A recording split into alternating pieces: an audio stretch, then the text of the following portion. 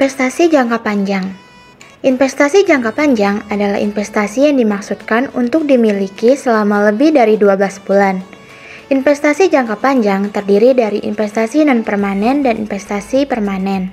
Investasi non-permanen adalah investasi jangka panjang yang dimaksudkan untuk dimiliki secara tidak berkelanjutan. Sedangkan investasi permanen adalah investasi jangka panjang yang dimaksudkan untuk dimiliki secara berkelanjutan. Pengakuan. Investasi jangka panjang diakui pada saat keluarnya sumber daya ekonomi BLU untuk memperoleh investasi jangka panjang dan dapat diukur dengan andal. Selanjutnya, pengukuran. Yang pertama, investasi permanen dinilai berdasarkan biaya perolehan. Kecuali jika harga pasar, investasi jangka panjang menunjukkan penurunan nilai di bawah biaya perolehan. Kedua, investasi non-permanen dinilai berdasarkan harga perolehan atau nilai bersih yang dapat direalisasikan. Yang ketiga, biaya perolehan suatu investasi mencakup harga transaksi investasi itu sendiri dan biaya perolehan lain di samping harga beli, seperti komisi broker, jasa, dan lain-lain. Aset tetap. Aset tetap adalah aset berwujud yang dimiliki untuk digunakan dalam proses produksi atau penyediaan barang atau jasa, untuk disewakan kepada pihak lain atau untuk administratif, dan diharapkan untuk digunakan lebih dari 1 tahun. Aset tetap meliputi tanah, gedung, bangunan, peralatan dan mesin, dan lain-lain. Pengakuan. Aset tetap diakui sebagai aset jika yang pertama, mempunyai masa manfaat lebih dari 12 bulan, yang kedua, biaya perolehan aset tetap dapat diukur secara andal, yang ketiga, tidak dimaksudkan untuk dijual dalam operasi normal BLU, dan yang terakhir, diperoleh atau dibangun dengan maksud untuk digunakan. Pengukuran aset tetap. Yang pertama, suatu benda berwujud yang memenuhi kualifikasi untuk diakui sebagai suatu aset dan dikelompokkan sebagai aset tetap, diukur berdasarkan biaya perolehan. Yang kedua, apabila penilaian aset tetap dengan biaya perolehan tidak memungkinkan, maka nilai aset tetap tersebut didasarkan pada nilai wajar pada saat perolehan. Yang ketiga, biaya perolehan suatu aset tetap terdiri dari harga belinya atau konstruksinya, termasuk biaya impor dan setiap biaya yang dapat diatribusikan secara langsung. Contoh dari biaya yang dapat diatribusikan secara langsung adalah biaya pengiriman awal, biaya pemasangan, biaya profesional seperti arsitek dan insinyur, dan biaya konstruksi. Yang keempat, masa manfaat suatu aset tetap harus ditelaah ulang secara periodik. Jika terjadi perbedaan yang signifikan antara estimasi penyusutan dan hasil telaahan, biaya penyusutan untuk periode sekarang dan masa yang akan datang harus disesuaikan. Yang kelima, metode penyusutan yang digunakan untuk aset tetap ditelaah ulang secara periodik. Dan jika terdapat suatu perubahan signifikan dalam pola pemanfaatan ekonomi yang diharapkan dari aset tersebut. 6. Keuntungan atau kerugian yang timbul dari perhentian atau pelepasan suatu aset tetap diakui sebagai keuntungan atau kerugian dalam laporan operasional atau aktivitas. Yang keempat, penyajian dan pengungkapan. Yang pertama, aset tetap disajikan pada pos aset lancar pada neraca. Yang kedua, aset tetap disajikan berdasarkan nilai perolehan. Akumulasi penyusutan disajikan secara terpisah dari aset tetap. Yang ketiga, dasar penilaian digunakan untuk menentukan jumlah tercatat bruto. Yang keempat, jumlah tercatat bruto dan akumulasi penyusutan pada awal dan akhir periode.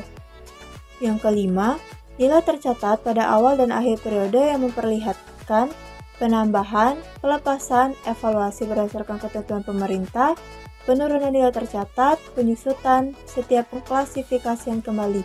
Dan terakhir, eksistensi dan batasan atas hak milik dan aset tetap yang dijaminkan untuk utang.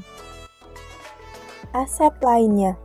Aset lainnya adalah aset BLU selain aset lancar, investasi jangka panjang, dan aset tetap. Aset lainnya antara lain terdiri atas aset tak berwujud.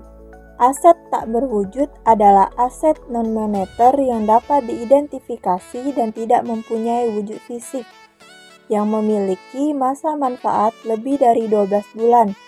Salah satu contoh aset tak berwujud yaitu perangkat lunak atau software. Pengakuan. Yang pertama, aset lainnya diakui apabila kemungkinan besar BLU akan memperoleh manfaat ekonomis masa depan dari aset tersebut dan biaya perolehan aset tersebut dapat diukur secara andal. Yang kedua, aset lainnya diakui pada saat hak kepemilikan atau penguasaan aset tersebut berpindah kepada BLU. Pengukuran.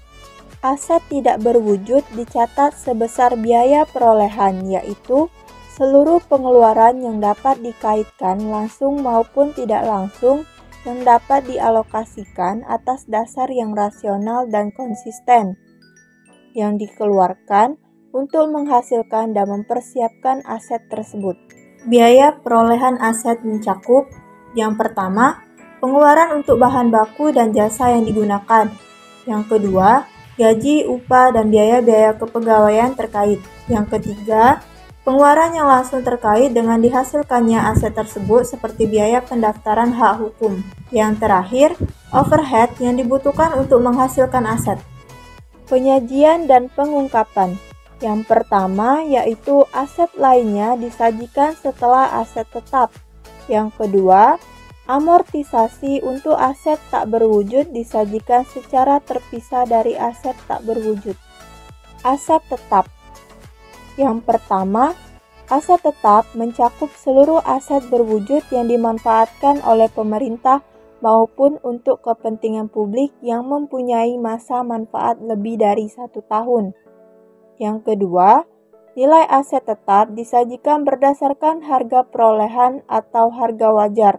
Yang ketiga, pengakuan aset tetap didasarkan pada nilai satuan minimum kapitalisasi sesuai Peraturan Menteri Keuangan Nomor 181/PMK 06/2016 Pasal 40. Yang keempat, aset tetap yang tidak digunakan dalam kegiatan operasional pemerintah yang disebabkan antara lain karena aus, ketinggalan zaman, tidak sesuai dengan kebutuhan organisasi yang makin berkembang, rusak berat, tidak sesuai dengan rencana umum tata ruang atau RUTR, atau masa kegunaannya telah berakhir direklasifikasi ke aset lain-lain pada pos aset lainnya. Yang terakhir, aset tetap yang secara permanen dihentikan penggunaannya, dikeluarkan dari neraca pada saat ada usulan penghapusan dari entitas sesuai dengan ketentuan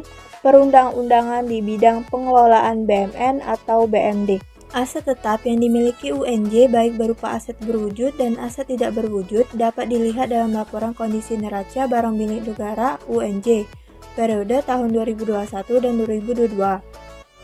Aset berwujud berupa tanah, peralatan dan mesin, gedung dan bangunan, jalan, irigasi dan jaringan. Aset tetap lainnya, konstruksi dalam pengerjaan akumulasi penyusutan.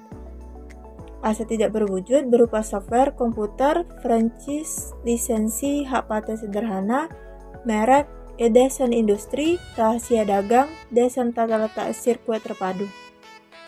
Hak ekonomi lembaga penyiaran, paten biasa, perlindungan varietas tanaman semusim.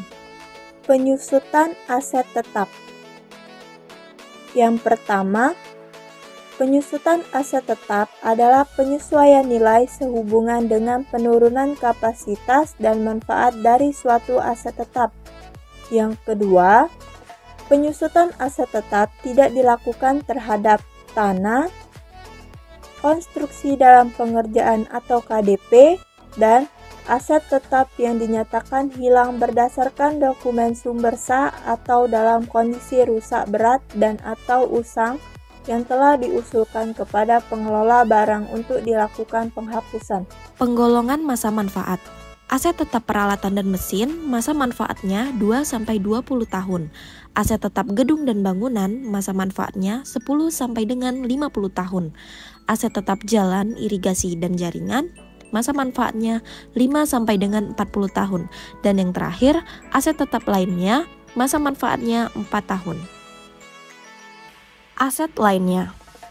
Aset lainnya adalah aset pemerintahan selain aset lancar, aset tetap, dan piutang jangka panjang.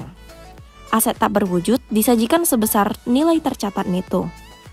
Amortisasi aset tak berwujud dengan masa manfaat terbatas dilakukan dengan metode garis lurus dan nilai sisa nihil.